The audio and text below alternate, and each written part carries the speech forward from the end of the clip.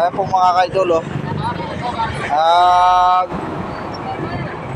Ano rito sa ilang bulihan. Ayan, nakaipit pa ng pair dito sa lisensya, oh.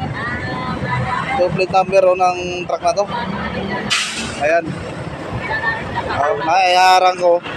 Yung nakaipit, sinusulo mga traffic enforcer mga ka-idol. Grabe tong driver na to. Patutuluyan ko to mga idol.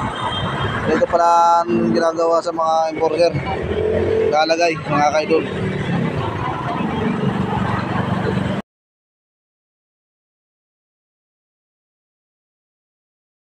Disregard din na nga yung driver ng truck. Andiyan na langanin daw siya. Kita ko yung lisensya, kung may lisensya. Saka papel ng ang dinadala niya sa sasakyan idol.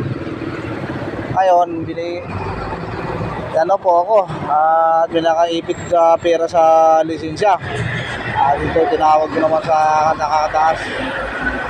Pinagpapawal sa amin. Kasi suhulan dito sa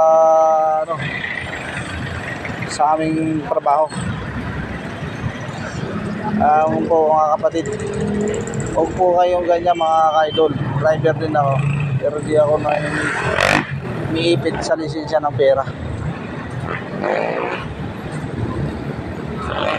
Mga ka-idol, ingat po kayo.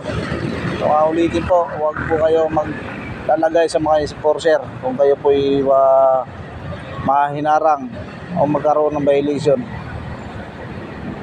Salamat, trabaho lang para personalan.